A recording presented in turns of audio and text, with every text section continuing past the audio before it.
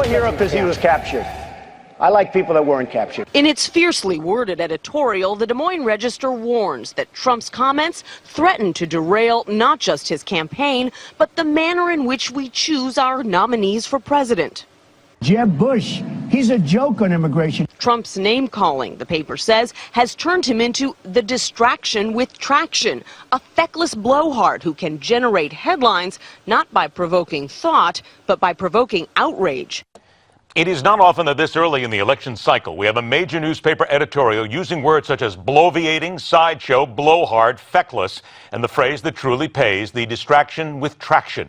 Yet despite what the Des Moines Register spit out about Donald Trump, this one-man political bulldozer is atop the polls and doesn't seem to have lost one iota of Trumpability over his insult of American military veterans. He is the man who can't be stopped, the head of hair on a mission, and the heavy metal hammer in American politics.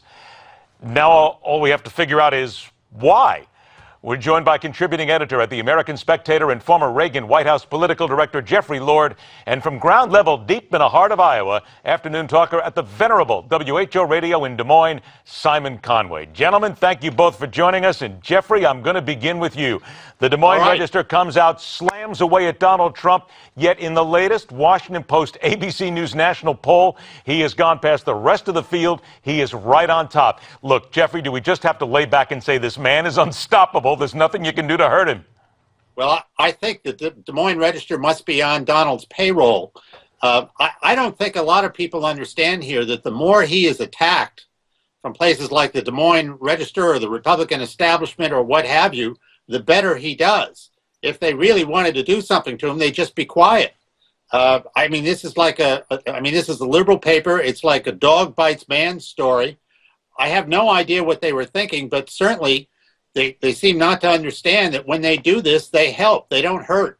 But how can you be quiet? Because let's face it, Jeffrey, it is still a news cycle. Everything somebody says who's a presidential candidate immediately gets attention. So how can you just avoid it and not say anything at all? Well, I would just think they'd be a little more astute in their analysis and understand how frustrated the American people are and how frustrated in this sense the Republican base is. I noticed in looking through some of their things, some of their pieces from the last few years, they had a piece that said something to the effect that Joni Ernst was an extremist. Well, so they thought, and she's now sitting in the United States Senate. I just don't think that they're paying attention here to what goes on and the depth of frustration that's really out there in the Republican Party. And boy, is it out there, and it runs deep, and they are extremely skeptical of their own leadership. All right, Simon, you talk to the people on the ground in Iowa right now. So important. Absolutely. The editorial comes out. What are the people saying there about Donald Trump? I think the Register is about its own self-importance. I wouldn't pay too much attention to what the Register is doing. Here's what I... Boy, I'm glad you said that out loud. That's okay. I don't mind. I'll say it on the air, man. I'll say it on your show as well. Here's what I'm hearing. I'm hearing Donald Trump should not have insulted John McCain. Donald Trump insulted veterans who were POWs. Donald Trump probably should take it back. You know what I hear next? But. And that but is huge. It really is. Because what you talked about, Jeffrey, a second ago is really relevant. There is a frustration. It's not just in the Republican Party. I am not a Republican, by the way. I like to make this very clear. I'm an independent who leans conservative.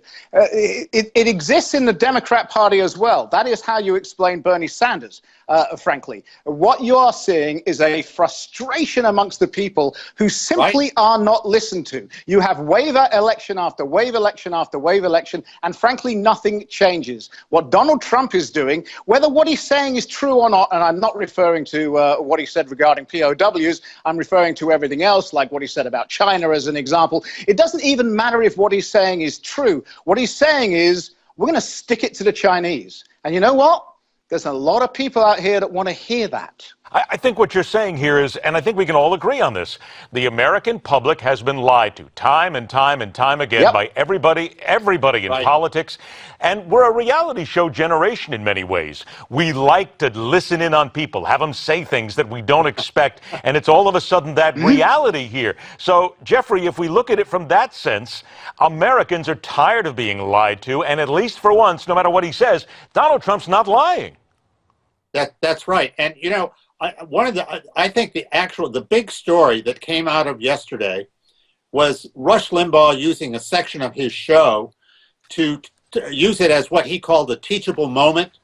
And his point was that far too often, and this always seems to happen to Republicans, somebody will trip up or they'll say, something that's a little awkward or a little ill-phrased, and the media zooms in on them like it's original sin and tries to drive them, out of humanity. And most of the time, all of the time, it seems, the Republican in question says, I give up, I'm sorry, that wasn't really me, etc. Donald Trump is saying, hey, no, I'm not going back on these things. I heard him say last night on Bill O'Reilly that he had respect for Senator McCain, but he really goes on in great detail about the things that McCain, as part of the Washington establishment, has done. And I think the American people get that. I mean, this is a guy who's given millions to various veterans events. I mean, he doesn't hate veterans. I mean, that's pretty crystal clear here. So the notion that everybody in the media and the Republican establishment thinks, oh, well, this is a terrible thing, when, irony of an irony, 7 years ago, Democrats and liberals were running around saying that, and people in the media were saying that John McCain, I went back and looked at this, they were saying he was psycho, that he was mentally unstable, he should be never allowed close to the Oval Office, all these terrible things. And suddenly now they're concerned about John McCain. People don't buy it. All right, then let's... You know the other thing, Jeffrey, is a very interesting point you make. But the one thing that nobody said anything about, let's look at what the Register did today. They've got a very liberal newspaper that is calling on the double-digit leader of the Republican field to lead the race. Right. Duh. But wait a minute, let me make a point in here on the duh here for a sec, because your point's well taken. I got about 90 seconds left. Here's one thing to think about, though, Simon. Is it possible that he goes too far? Because at a South Carolina campaign event today, he gave out Lindsey Graham's cell phone number to millions of his supporters saying, oh, well, he asked me for a boost at Fox a couple of years ago. Here he is. Oh, yeah, he doesn't seem like a very bright guy, was his exact quote. Is it possible, though, that he's going to go too far? Ed, do you know who gets to decide if Donald Trump goes too far? The voters. The people. That's it. It's real simple. But is it possible, though, that he keeps pushing the envelope and he's going to anger too many people? Absolutely, it's possible. It's possible for any of these 16 candidates. By the way, now we have 16. Can we have, like, brackets? I think we should do a tournament. But it's possible for any of them. Yes, really? I think I'm constitutionally barred, Jeffrey, from running, and I would not want that on the end of Okay, well, now, wait a minute here. I only got 30 seconds left, so you brought up a great idea. Here you go. 16 people in there. Real quick answer from both of you. First of all, from Jeffrey, let's have a survivor tournament here. Let's put them all on an island. Who do you think comes out and survives? Donald Trump and Ted Cruz. Interesting. There's a good. All right, Simon, same one. You put 16 people on the island, all 16. Who survives? Who comes out? Come on, Carly Fiorina's going to survive, right? Why? Why Carly? She's a tough woman. Women are way tougher than men. We have started an entirely different line here. We now know that there's liars involved and everything else, and guess what? We're going to have the Survivor Tournament. We're going to host it. Jeffrey, Lord, Simon Conway, gentlemen, it's been a pleasure. We hope to talk to you again real soon. Keep things going in Iowa, Simon. Talk to you again. Thanks very much, Ed. All right, pleasure, guys.